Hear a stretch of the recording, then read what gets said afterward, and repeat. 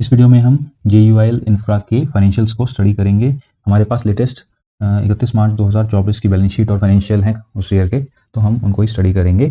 जब हम कंपनी के कंसोलिडेटेड फाइनेंशियल्स देखते हैं, इसके अंदर कंपनी के स्टैंड अलोन बेसिस पर जो बिजनेस है और कंपनी की जो 12 वेस्ट मैनेजमेंट सब्सिडरीज हैं उनका टोटल बिजनेस इस फाइनेंशियल्स में रिफ्लेक्ट हो रहा है।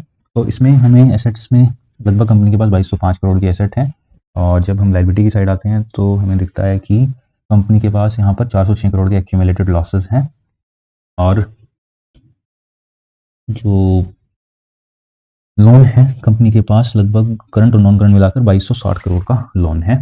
जब हम प्रॉफिट एंड लॉस अकाउंट पर आते हैं तो टोटल इनकम जो कंपनी की है वो है 369 करोड़, और टोटल एक्सपेंसेस हैं 413 करोड़ 51 लाख। इसमें सबसे बड़ा जो कंपोनेंट है वो है फाइनेंस कॉस्ट 171 करोड़ 53 लाख।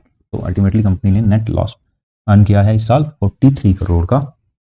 अब कैश फ्लो स्टेटमेंट को हम देखते हैं तो हमें दिखता है कि ऑपरेशन से कंपनी ने 182 करोड़ जनरेट किए हैं, और कंपनी ने ड्यूरिंग द ईयर अपने फिक्स एसेट्स में इन्वेस्ट किया है 354 करोड़, और नेट फाइनेंसिंग एक्टिविटीज़ से कंपनी ने 183 करोड़ जनरेट किए हैं, जो बेसिक मेजरली लोन्स के थ्रू कंपनी ने जनरेट किए हैं, और 168 करोड़ का नेट इंटरेस्ट कंपनी ने पे किया है।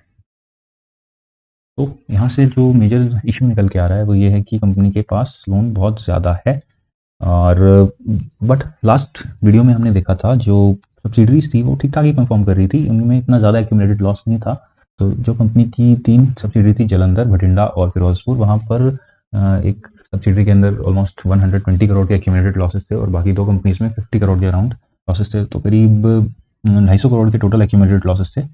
बट जब हम कंसोलिडेटेड लेवल पर आ रहे हैं तो लॉसेस और ज़्यादा बढ़ रहे हैं, जबकि जो कंपनी की दूसरी सब्सिडरीज थी वो अच्छा परफॉर्म कर रही थी और उनके पास अच्छे खासे रिजर्व्स भी थे। तो कंसोलिडेटेड लेवल पर आकर कंपनी की पिक्चर और ज़्यादा ख़राब हो रही है। इसका मतलब स्टैंड अलोन लेवल पर भी कुछ इशू है। तो आगे हम कंपनी के स्टैंड अलोन रिजल्ट्स को भी स्टडी करते हैं JUIL के। जब हम स्टैंड अलोन रिजल्ट्स पर आते हैं तो हम लोग स्टार्ट करते हैं बैलेंस शीट से। बैलेंस शीट में हम देखते हैं कि कंपनी के पास एसेट्स में सिर्फ इन्वेस्टमेंट्स हैं। बेसिकली ये जो इन्वेस्टमेंट हैं ये 12 सब्सिडरीज के इक्विटी शेयर के अंदर कंपनी ने इन्वेस्ट किया है 767 करोड़ 70 लाख रुपए, और जो लोन्स हैं ये कंपनी ने इंटर कंपनी लोन पे किए हैं अपनी सब्सिडरीज को in form of preference shares and unsecured loans.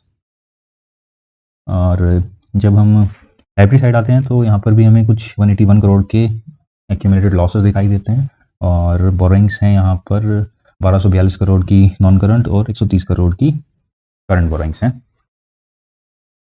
तो करीब 1370 करोड़ की और 1370 करोड़ की बोरोइंग है कंपनी के पास टोटल।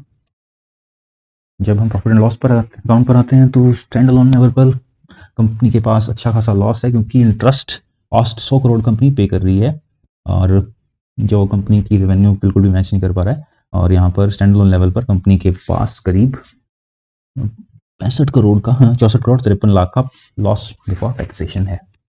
अब हम कैश फ्लो स्टेटमेंट पर आते हैं तो ऑपरेशंस में कंपनी के पास ज़्यादा कुछ है नहीं।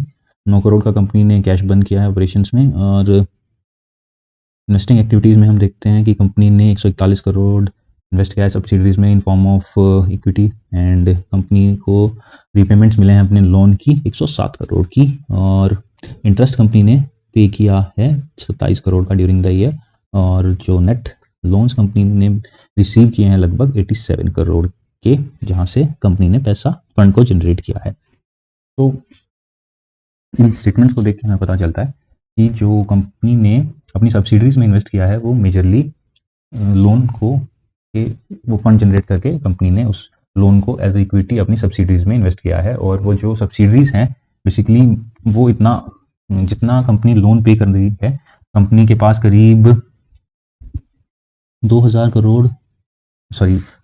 करोड़ से ज़्यादा का लोन है, जिसके ऊपर कंपनी 100 करोड़ का इंटरेस्ट पे कर रही है। बट जो सब्सिडरीज हैं वो इतना डिविडेंड के फॉर्म में रिटर्न नहीं जनरेट कर पा रही हैं, इसकी वजह से कंपनी को लॉसेस भुगतने पड़ रहे हैं। और जब ये लेवल कंसोलिडेटेड लेवल पर हम देख रहे हैं तो वो जो लोन है वो इकट्ठा हो जाता है, और वो एक बर्डन बन जाता है कंपनी के ऊपर, जिसको इंटरेस्ट कॉस्ट को कंपनी कंसोलिडेटेड लेवल पर कवर नहीं कर पा रही है। इसकी वजह से हर साल कंपनी लॉसेस रिकवर कर रही है और एक्यूमुलेटेड होते जा रहे हैं लॉसेस। जब तक कंपनी की सब्सिडरीज मिलाकर इतना प्रॉफिट नहीं जनरेट कर पाएंगी कि वो अपना इंटरेस्ट कॉस्ट रिकवर करने के बाद कुछ प्रॉफिट जनरेट कर सकें, तब तक कंपनी के एक्यूमुलेटेड लॉसेस बढ़ते ही रहेंगे।